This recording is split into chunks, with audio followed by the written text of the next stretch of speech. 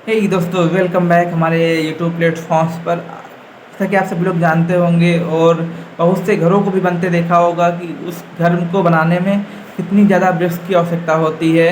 और ब्रिक आखिर होता क्या है और ब्रिक का निर्माण कैसे होता है और जो ब्रिक होती है कितने प्रकार की होती है, इन सब के बारे में हमें जानना बेहद ही ज़रूरी है। अगर आप एक फ्रेशर सिविल इंजीनियर हैं या अपना घर बना रहे हैं, कोई कॉन्ट्रैक्टर हैं, तो इन सब चीज़ों के बारे में बहुत ही जानना आवश्यक हो जाता है कि ब्रिक क्या होता है और कैसे बनती है। अगर आप लोग ब्रिक्स की बात करें तो जो ब्रिक होती है लाल कलर की या चेरी रेड कलर की ब्रिक होती है, जो सामान्यतः ब्रिक के नाम से जानी जाती है।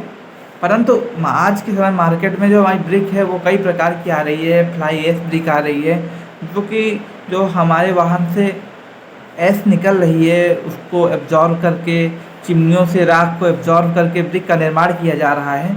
तो वो एक प्रकार की फ्लाई ऐश ब्रिक है।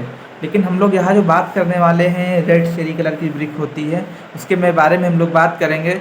और सबसे पहले हम लोग अगर बात करते हैं तो जो ब्रिक होती है कितने प्रकार की होती है और उसमें क्या क्या कंटेंट्स होते हैं, तो आइए हम लोग देखते हैं। सबसे पहले ब्रिक होता है।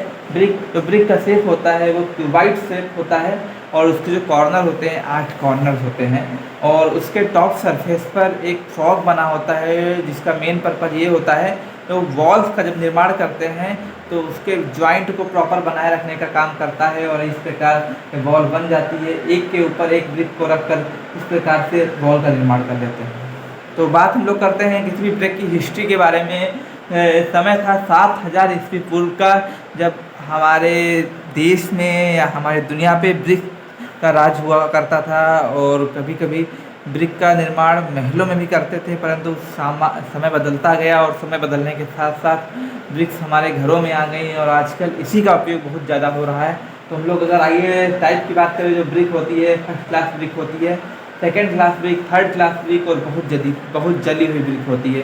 जो फर्स्ट क्लास ब्रिक होती है उसकी स्ट्रेंथ 105 न्यूटन पर mm² होती है।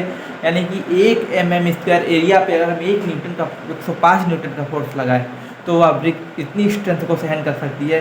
जो सेकेंड क्लास ब्रिक होती है वो सेकेंड क्लास ब्रिक हमारी होती है, उसका जो स्ट्रेंथ हम लोग बात करें सेकेंड क्लास ब्रिक की, तो उसकी स्ट्रेंथ 70 न्यूटन पर mm² के बराबर होती है। यानी कि जो अगर हम लोग इतना सा एरिया ले, इतना सा एरिया जो है ये mm², 70 न्यूटन पर mm² की स्ट्रेंथ को ग्रहण कर सकती है। और थर्ड क्लास ब्रिक इसी प्रकार की, इसकी स्ट्रेंथ 35, जो थर्ड क्लास ब्रिक होती है इसकी जो स्ट्रेंथ की बात करें तो 35 न्यूटन पर mm² की स्ट्रेंथ होती है। और इस प्रकार से हमारी bricks first class, second class, third class के श्रेणी में वितरित हो जाती हैं। और जो हमारी जो चिमनियाँ होती हैं उसके पास जो सबसे ज़्यादा पकी हुई ईंट होती है वो झामा ईंट होती है। इसका जो कलर होता है ब्लैकिश हो जाता है। इसका प्रयोग सामान्यतः रोड बनाने में, रोड के सरफेस में करते हैं। और कंटेंट की बात करें तो silica, magnesia, lime, iron oxide और एल्युमिना का प्रयोग करके ब्रिक का निर्माण होता है। जो मैग्नीशिया होता है वो संकुचन को रोकता है, यानी कि जो कंस्ट्रक्शन होता है हमारे ब्रिक्स में दरारें पड़ने की संभावनाओं को कम करता है। अगर हमारे किसी ब्रिक में दरारें पड़ रही तो समझ जाइए उसमें मैग्नीशिया की अधिकता है। और लाइम्स जो हैं, जो हमारे सिलिका के कण हैं, जो सिलिका के कण हैं, उसको लाइम जो होता है, लाइम हमारे सिलिका के कण को पिघलाने का काम करता है। और जो सिलिका होता है हमें ब्रिक को स्ट्रेंथ प्रदान करता है।